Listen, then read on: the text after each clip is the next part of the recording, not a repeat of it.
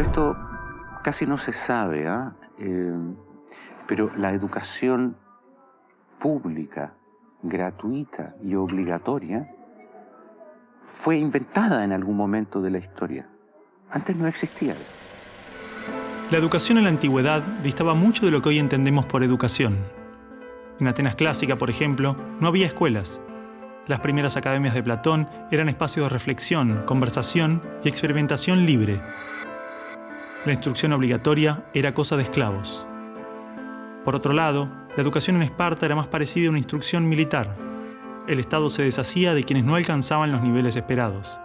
Había clases obligatorias, fuertes castigos y modelamiento de la conducta a través del dolor y el sufrimiento.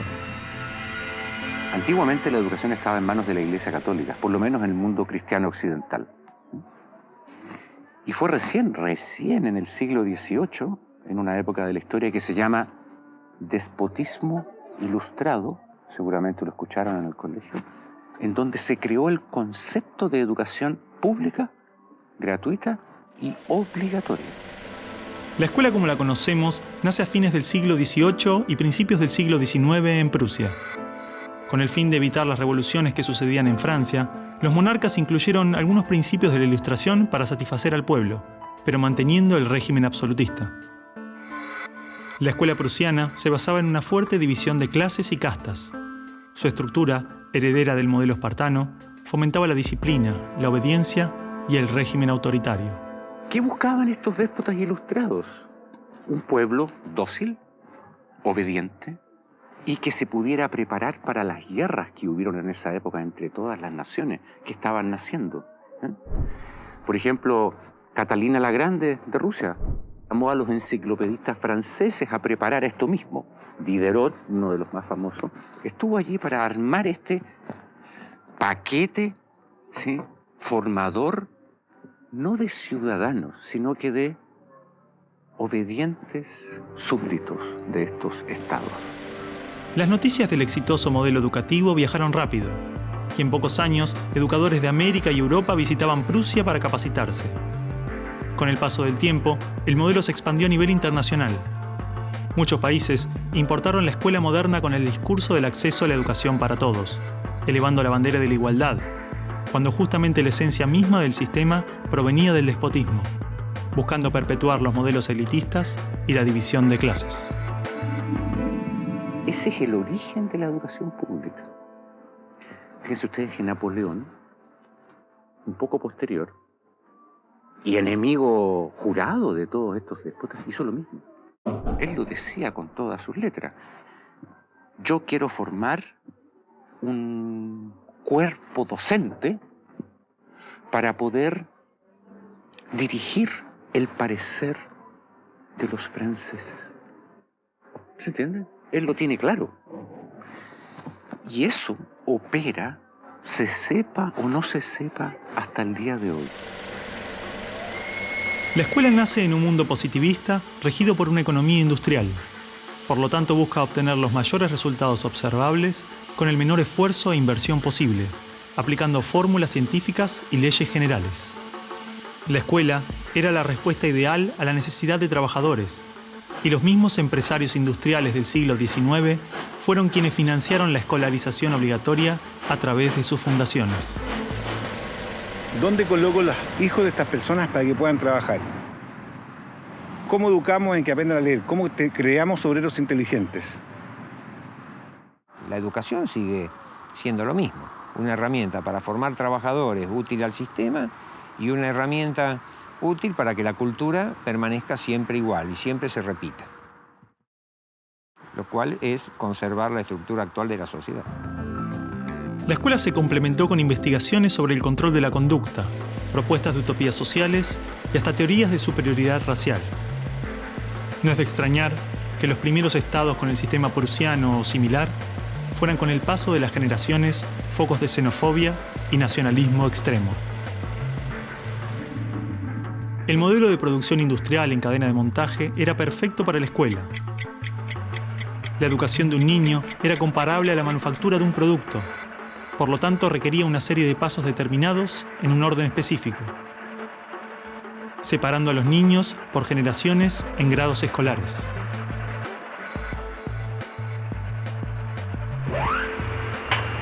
Y en cada una de estas etapas trabajaría sobre determinados elementos, contenidos que asegurarían el éxito, pensados minuciosamente por un experto. Digamos que el maestro es la figura que es la encargada de enseñar una serie de contenidos que tocan, porque alguien ha determinado así, en una edad determinada. Pero la educación no la preparan los biólogos.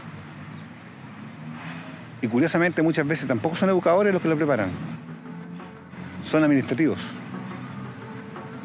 Son gente que no hace clases. En esta cadena, una persona estaría a cargo de una pequeña parte del proceso, insuficiente como para conocer el mecanismo en su totalidad, ni a las personas en profundidad. Un docente por año, por materia, cada 30 o 40 alumnos, llegando al punto de que el proceso termine siendo meramente mecánico. Y la educación, como la estamos viendo hoy, es administrativa. Hay alumnos que llegan, profesores que hacen clase, alumnos que se van, profesores que se van y al día siguiente se repite el ciclo. Un profesor estatal es un funcionario en que la autoridad le dice: usted tiene que enseñar esto y de esta forma. Porque hay que repetírselo a demasiados niños con un profesor de demasiadas horas de clase y con pocas horas de atención de alumnos en forma privada. Entonces va a dirigir siempre a un grupo colectivo. Porque evidentemente si tengo 30 niños, no puedo pretender que todos los 30 niños quieran hacer lo mismo al mismo tiempo. Este sistema de cadena de montaje, que nace con el taylorismo, fue aplicado tanto en la industria, la escuela y el ejército de diferentes países y culturas de Occidente. Hasta hace pocas décadas la escuela tenía estas cosas de cuartel y de asilo. Incluso el recreo termina con un timbre anónimo, no humano, que indica a los niños que deben adiestrarse poco a poco para pararse en una determinada baldosa detrás de determinada cabeza para formar una fila, generalmente de menor a mayor. Durante los últimos siglos, hemos construido nuestras escuelas a imagen y semejanza de las prisiones y las fábricas, priorizando el cumplimiento de las reglas, el control social. La escuela se pensó como una fábrica de ciudadanos obedientes, consumistas y eficaces, donde poco a poco las personas se convierten en números, calificaciones y estadísticas. Las exigencias y presiones del sistema terminan deshumanizándonos a todos, porque van más allá de los maestros, directivos o inspectores escolares. Están considerados grupos homogéneos, con contenidos homogéneos que tienen que obtener resultados parejos. Que todos tenemos que saber lo mismo. A pesar de que los adultos no sabemos todo lo mismo, a pesar de que no nos dedicamos todo a lo mismo, en las escuelas todos tienen que querer hacer lo mismo y hacerlo igualmente bien. Entonces la escuela tiene poca capacidad de responder a las necesidades individuales, porque la escuela instruye. Es un centro de instrucción y es lo que hace. El que no aprende, se queda. Esa es la realidad. Esto de alguna manera ya implica que el sistema educativo es un sistema de exclusión social. Selecciona el tipo de personas que estarán llegando a la universidad para llegar a formar parte de una serie de élite que domina pues, las empresas que dominan los sistemas de producción, económico, de comunicación, etc. Y otro tipo de personas para las cuales la escuela no es suficientemente adecuada, que están destinadas a otro tipo de trabajo más precario, porque no dispondrán de los títulos para hacer esto. El sistema y los estados no les preocupa eso. No, honestamente, no les preocupa el ser humano como persona, como individuo. Y en esos términos, toda educación que busque otra cosa tiene que ser prohibida. La realidad es que la esencia de la escuela prusiana está inmersa en la estructura misma de nuestra escuela. Los test estandarizados, la división de edades, las clases obligatorias, las currículas desvinculadas de la realidad, el sistema de calificaciones, las presiones sobre los maestros y niños, el sistema de premios y castigos, los horarios estrictos, el encierro y la separación de la comunidad, la estructura verticalista. Todo esto sigue siendo parte de las escuelas del siglo XXI. La escuela está cerrada al mundo exterior. te explicaba el título de mi libro, del mapa escolar al territorio educativo, para indicar esa fábula del cartógrafo que cuenta Borges, que empieza a ser un mapa de un territorio determinado y se entusiasma de hacerlo lo más perfecto posible. El mapa termina reemplazando al territorio. Entonces hoy día la escuela se enclaustró, se metió dentro del mapa. ¿Qué es lo que enseña? Verdades que están en el mapa, no en el territorio. Escuela no es sinónimo de educación. La escuela podrá ser un viejo mapa a la sabiduría, pero la educación es el territorio donde todo el aprendizaje sucede.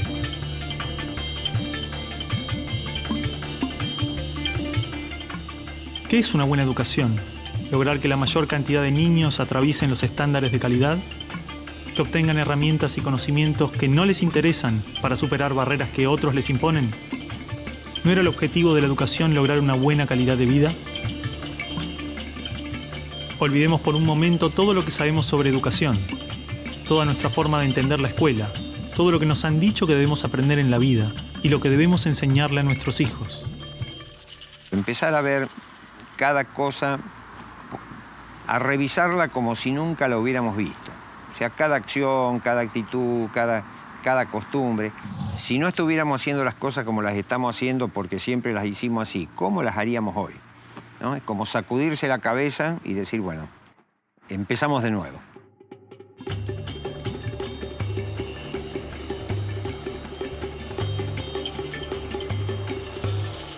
Empecemos de nuevo.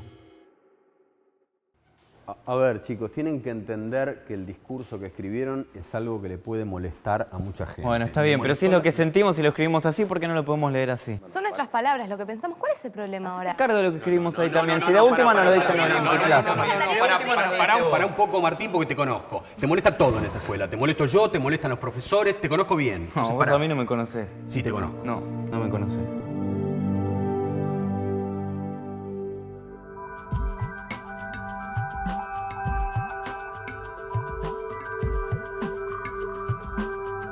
Nosotros no queremos enseñadores, queremos educadores. Eso es fácil. Lo que es difícil es ayudar a producir el normal desarrollo de una persona. Si yo quiero hacer eso, lo primero que tengo que conocer es al ser humano intrínseco. ¿Qué potencialidades trae? ¿A qué edades trae qué potencialidades?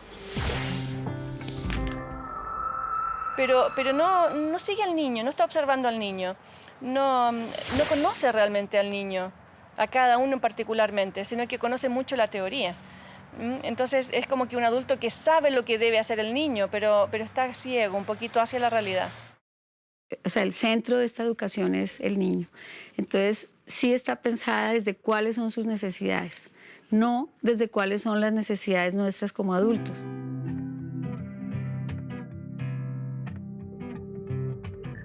Los chicos desde que nacen con esa capacidad de crear.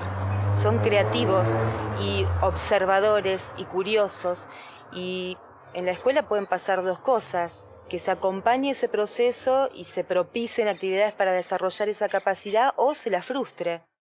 De hecho, podríamos caracterizar que el ser humano propende a aprender. Incluso podemos decir más todavía, no es ningún mérito del ser humano aprender. Más todavía, es que no puede no aprender. Tú lo ves, él todo el tiempo te está preguntando, ¿y esto por qué? ¿Y esto por qué? ¿Y esto por qué? No es que uno tenga que inculcarle a él las ganas de preguntar, él lo tiene en su esencia. ¿Ya? Basta que tenga órganos sensoriales y percibe, ¿no es verdad? Basta que tenga su cerebro y piensa y razona, e imagina, crea, fantasea. Pero en la escuela se consigue justamente acallarlo.